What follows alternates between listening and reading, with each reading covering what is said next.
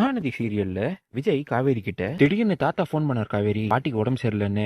நானும் பதறி அடிச்சுட்டு போய் பார்த்தேன். கிட்ட சொல்லாமலே அதுக்குள்ள அவங்க ஹாஸ்பிட்டல்ல சேர்த்துட்டாங்க. இன்னும் இல்ல, பாட்டிக்கு பிபி ஹையா இருக்கு. நான் அவங்க கூடவே இருந்தேன். அப்புறம் ஹாஸ்பிட்டல்ல இருந்து வீட்டுக்கு நான் தான் கூட்டிட்டு வந்தேன். அது வரைக்குமே பாட்டி என் கூட நல்லா தான் சிரிச்சு பேசிட்டு இருந்தாங்க. நான் அவங்கள விட்டுட்டு வீட்டுக்கு வந்ததும் தாத்தா எனக்கு ஃபோன் பண்ணாரு. பாட்டிக்கு மறுபடியும் பிபி ஏறிடுச்சுன்னு. என்ன வர வேணாம்னு சொல்லிட்டாரு. நாளைக்கு காலைல தான் நான் அவங்கள போய் பார்க்க போறேங்கிறாரு. காவேரியும் விஜய் சொன்னதை கேட்டு கஷ்டப்பட்டு, ஒன்னும் கவலைப்படாதீங்க விஜய், பாட்டிக்கு ஒன்னும் ஆகாதுன்னு சொல்ல, ஐயோ இல்ல காவேரி, பேசுறப்போ என்கிட்ட ஒரு வார்த்தை சொன்னாங்க. டே விஜய், நான் கூடிய சீக்கிரம் போனா போயிடுவேன்டா. அதுக்குள்ள உன் குழந்தைய நான் கையில பார்க்கணும்னு ஆசைப்படுறேன்னு.